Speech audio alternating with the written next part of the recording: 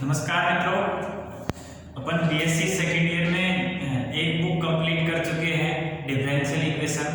और differential equation में से अपने 4 यूनिट आएंगे, ठीक है।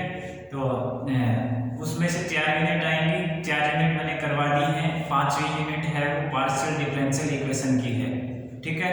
तो पार्शियल डिफरेंशियल इक्वेशन पहले इसमें से 4 कंप्लीट कर ली है, बाद में लास्ट में टाइम बचेगा तो करेंगे अपन उसको 5th यूनिट को। और अभी देख रहे हैं रियल एनालिसिस। अपना जो पेपर फर्स्ट है ये, पेपर सेकंड है डिफरेंशियल इक्वेशन और पेपर थर्ड है numerical analysis and vector calculus, ठीक है। तो अपना फर्स्ट पेपर है रियल एनालिसिस, आज वो शुरू कर रहे हैं। पेपर फर्स्ट है और रियल एनालिसिस में फर्स्ट यूनिट में है सेट यूनियन, सेट और सेट की प्रॉपर्टी, बाल्जानो थ्योरम और सीक्वेंस, सब सीक्वेंस, मोनोटोनिक सीक्वेंस, यहाँ तक इसमें है फर्स्ट यूनिट में, ठीक है। तो अपन सीक्वेंस से स्टार्ट कर रहे हैं, ठीक। सीक्वेंस से स्टार्ट करें, सीक्वेंस वाला टॉपिक है आदि सीक्वेंस। मोनोटोनिक सीक्वेंस तक तो फर्स्ट यूनिट में है और मोनोटोनिक सीक्वेंस से आगे जितना भी पोर्शन बचता है वो सारा सेकेंड यूनिट में है, ठीक है। तो एक टॉपिक पढ़ेंगे अपन सीक्वेंस, जिससे अपनी दोनों यूनिट कवर होंगी, फर्स्ट यूनिट और सेकंड यूनिट, ठीक है। तो मैं एक बार फर्स्ट यूनिट के जो भी टॉपिक है वो लिख देता हूँ और जो पढ़ेंगे वो भी मैं बता दूंगा। अपन पढ़ रहे हैं रियल एनालिसिस।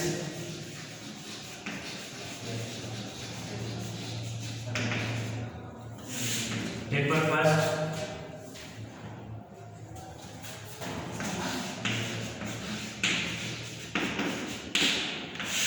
और यूनिट फर्स्ट, ठीक है। फर्स्ट यूनिट में अपना है, एक बार मैं सिलेबस बताऊं तो real number as a complete order field. Real number के बारे में, रियल नंबर क्या होता है, आर होता है सेट ऑफ रियल नंबर। ये रेशनल नंबर और इरेशनल नंबर, रेशनल नंबर और इरेशनल नंबर का यूनियन रियल नंबर का सेट कहलाता है, ठीक है। उसके बाद में लिमिट पॉइंट होता है बाल्जानो-वेस्टर्स थ्योरम, बाल्जानो-बीडब्ल्यूटी थ्योरम कहते हैं इसको। और बीडब्ल्यूटी थ्योरम क्या होती है, every close and bounded set has every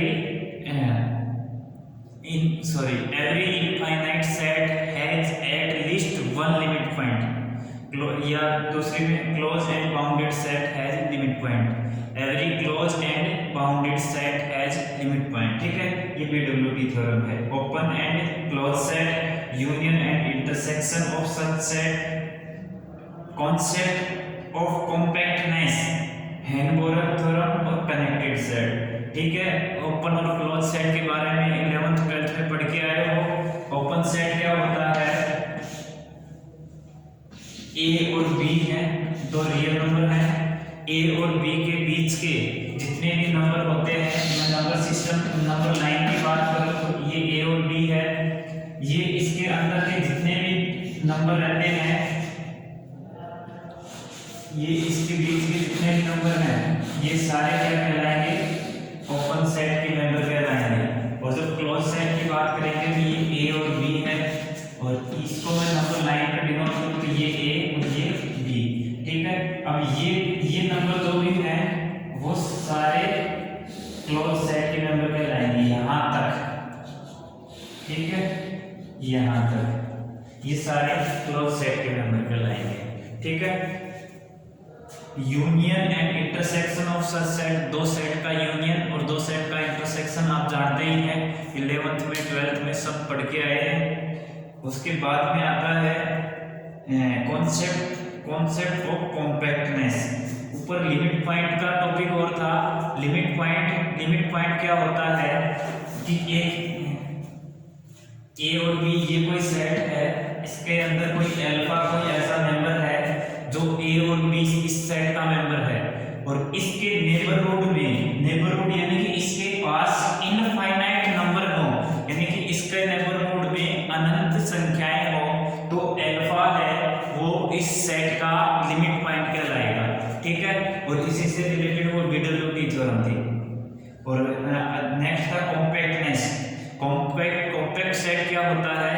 every close and bounded set is a compact set होता है, ठीक है। और हेन-बोरन थ्योरम, कनेक्टेड सेट तो आप जानते ही हैं, ये है कनेक्टेड सेट है। अगर मैं ये कहूँ कि 1 2 यूनियन 2 3 यूनियन 4 5, या ऐसे इसको लिख लो 3 4। अब इन सेट के बारे में देखो, अगर हम नंबर लाइन पे लिखते हैं इसको, ये 1 ये 2 ये 3 और ये 4, 1 2, इसमें देखो 1 भी आ रहा है, 1 और 2 भी आ रहा है, इसमें देखो 2 नहीं आ रहा, 3 कनेक्ट हो गया, 2 से इधर वाले सारे सेट इसमें आ रहे हैं, 2 के इधर वाले, 2 से 3 ये ओपन, और इधर भी 3 से 4 ये भी ओपन, तो 3 नहीं है, ये कैसा सेट हो गया? डिसकनेक्टेड, ठीक है। इस टाइप से कनेक्टेड डिसकनेक्टेड की बात करता है। ये थोड़ा बेसिक्स था, वैसे क्वेश्चन आएगा, अपने को अटेम्प्ट नहीं करना है, यहाँ से क्वेश्चन आएगा वो नहीं करना है। अब अपन उसको ब्रीफली पढ़ेंगे, अपन विद एक्सप्लेनेशन पढ़ेंगे और नोट्स बनाते हुए चलेंगे। Real sequence, limit and convergence of sequence और मोनोटोनिक सीक्वेंस। रियल सीक्वेंस के बारे में पढ़ेंगे, और लिमिट और एंड लिमिट पढ़ेंगे, सीक्वेंस की लिमिट पढ़ेंगे, convergence of sequence and monotonic sequence, इस सीक्वेंस की कन्वर्जेंसी और मोनोटोनिक सीक्वेंस पढ़ेंगे, ठीक है। तो ये तो था सिलेबस के बारे में, अपनी फर्स्ट यूनिट थी उसके सिलेबस अपने ये डिस्कस कर लिया है। अब आगे पढ़ेंगे अपन सीक्वेंस, ठीक है। सीक्वेंस के बारे में पढ़ेंगे, और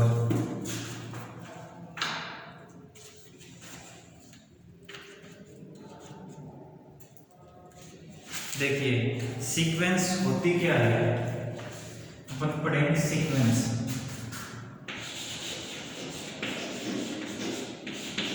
इसको बोले अनुक्रम, ठीक है। अनुक्रम होता क्या है? अनुक्रम होता है एक मैपिंग होती है नेचुरल नंबर से किसी सेट ए पर, नेचुरल नंबर से किसी सेट ए पर एक मैपिंग होती है, उसी को हम सीक्वेंस कहते हैं। और सीक्वेंस की टर्म जो होती है उसको हम ऐसे A1 A2 A3 इस टाइप से लिखते हैं, ठीक है। A1 A2 A3 and so on. First term जो होती है फर्स्ट ये नंबर 1 से शुरू होता है, इनफाइनाइट तक चलता है, तो ऐसे ही A1 A2 A3 and so on infinite तक चलेंगे ये टर्म, ठीक है। तो ये जो मैपिंग बनेगी ये जो एक मैपिंग बनेगी वही सीक्वेंस कहलाएगी, ठीक है। तो इसकी अगर अपन डेफिनेशन लिख लेते हैं, डेफिनेशन कह रही है यदि ए एक एरिक समुच्चय है, यदि ए एक एरिक समुच्चय है, एरिक समुच्चय है,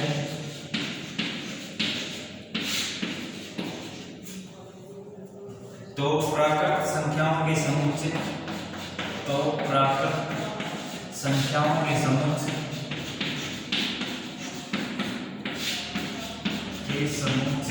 n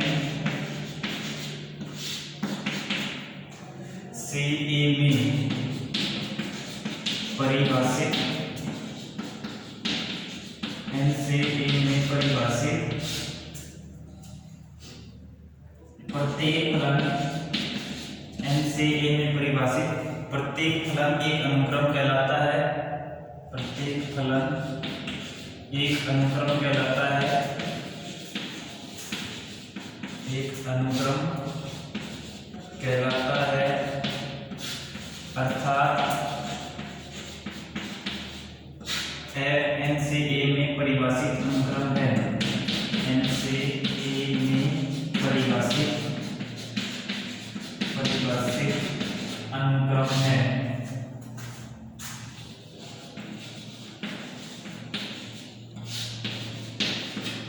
ठीक है, जैसे देखो क्या कह रहा है, यदि a एक एरिक समुच्चय है, ये a है और नॉन एम्प्टी सेट है, तो प्राकृत संख्याओं के समुच्चय n से, यानी कि n से a में परिभाषित प्रत्येक फलन n से a में एक मैपिंग डिफाइन होती है या फंक्शन डिफाइन होता है, वो फंक्शन ही अनुक्रम या सीक्वेंस कहलाता है।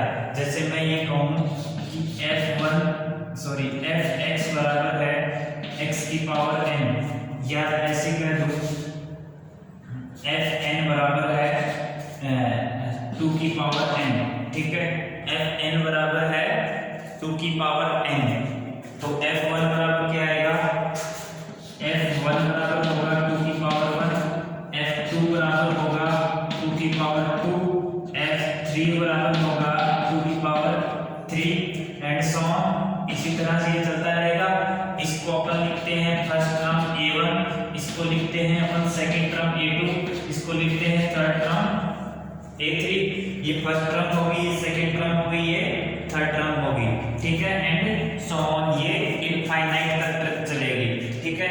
यानी कि कैसे, ये फर्स्ट जो एलिमेंट होगा वो तो इस नेचुरल नंबर से आएगा, और जो a है, ये राइट साइड में जो आएगा वो होगा।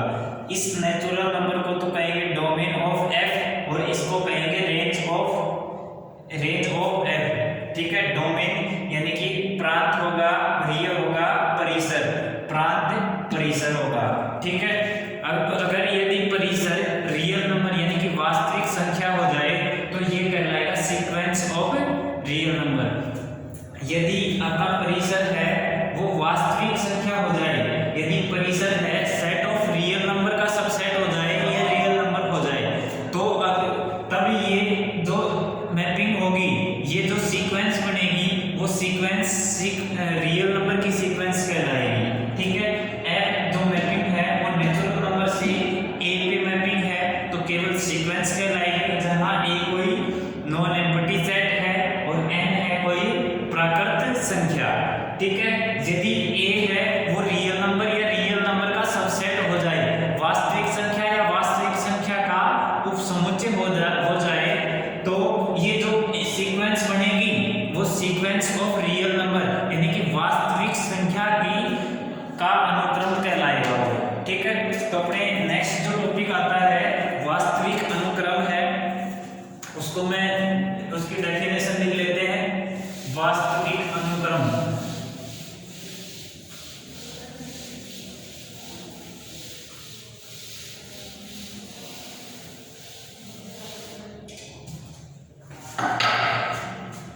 वास्तविक अनुक्रम,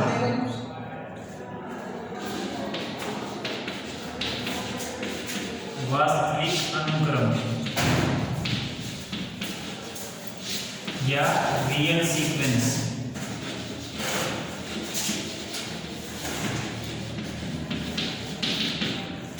रियल सीक्वेंस क्या होगी, यदि अनुक्रम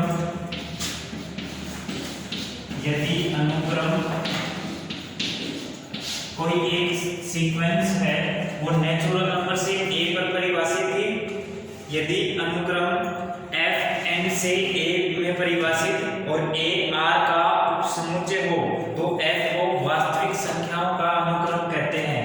यदि अनुक्रम नेचुरल नंबर को a में परिभाषित हो, नेचुरल नंबर से a में परिभाषित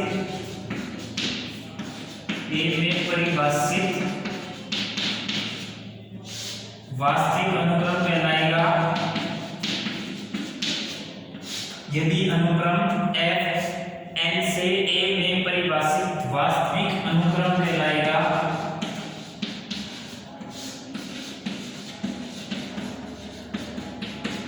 यदि a वास्तविक संख्या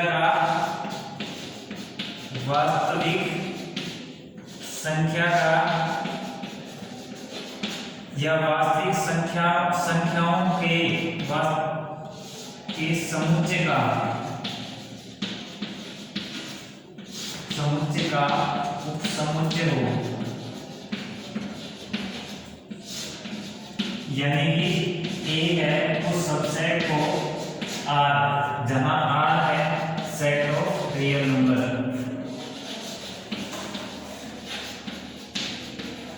वास्तविक संख्याओं का उपसमुच्चय हो। ठीक है, एक अनुक्रम है f नेचुरल नंबर से a पर परिभाषित अनुक्रम वास्तविक अनुक्रम कहलाएगा यदि a वास्तविक संख्याओं का संख्याओं के समुच्चय का उपसमुच्चय हो।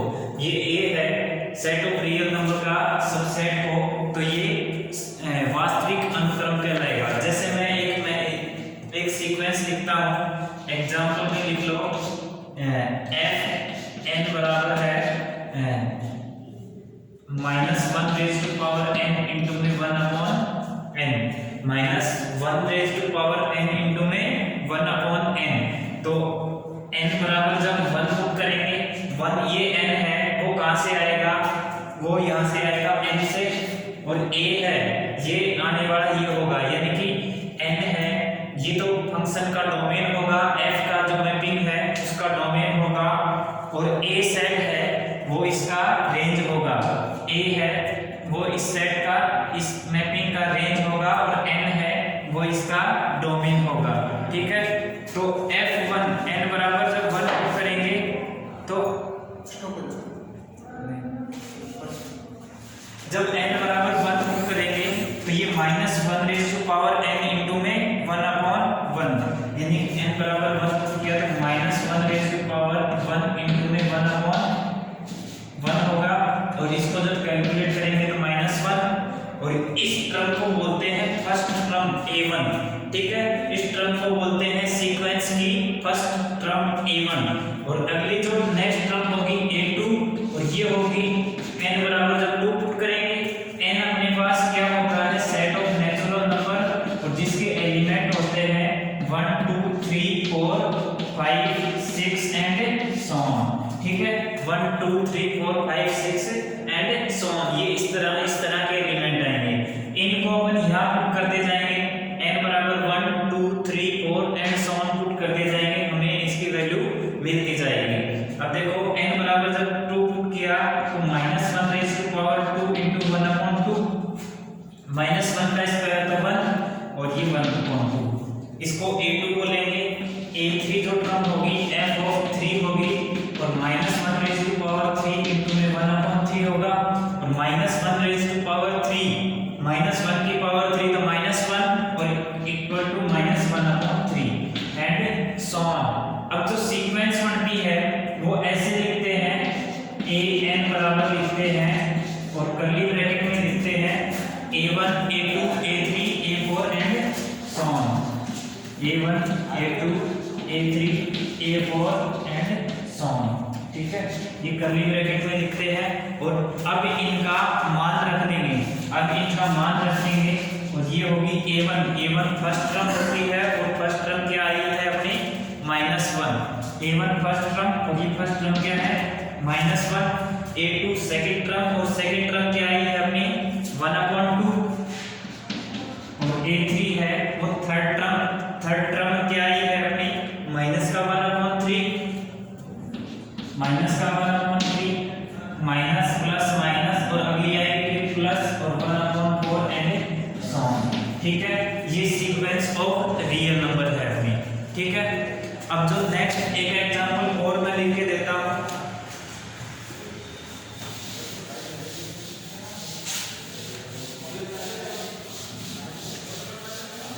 ये तो मैपिंग की फॉर्म में हो गई। अब वो डायरेक्ट आपको ऐसे भी लिख के दे सकता है, an जो है इक्वल टू है -1 रेज़ टू पावर n, और सीधा ऐसे दे दे। ठीक है, ये सीक्वेंस का नोटेशन होता है, ये an, और an को वो ऐसे भी दे सकता है -1 रेज़ टू पावर n, और इसको फिर वापस से अपन इसी फॉर्म में लिख सकते हैं, कर्ली ब्रैकेट और -1 रेज़ टू पावर n, -1 की पावर जब 1 पुट करेंगे तो सीधा सिंपल -1, और -1 की पावर 2, तो ये प्लस का 1 फिर -1 और प्लस का फिर 1, ऐसे चलता रहेगा। ठीक है, तो ये अपना हो गया सीक्वेंस ऑफ रियल नंबर और सीक्वेंस ऑफ रियल नंबर के एग्जांपल। ठीक है, अब देखिए सीक्वेंस पढ़ा आपने, सीक्वेंस ऑफ रियल नंबर पढ़ा, इन दोनों की डेफिनेशन देखी, डेफिनेशन से रिलेटेड अपन ने इनके एग्जांपल किए। ठीक है, उम्मीद करते हैं समझ में आए होंगे। अगर इनमें कोई डाउट है तो आपके नेक्स्ट लेक्चर में से आगे इनके जो और भी एग्जाम्पल हैं, आगे और डेफिनेशंस हैं छोटी छोटी, उनके बारे में देखेंगे। धन्यवाद।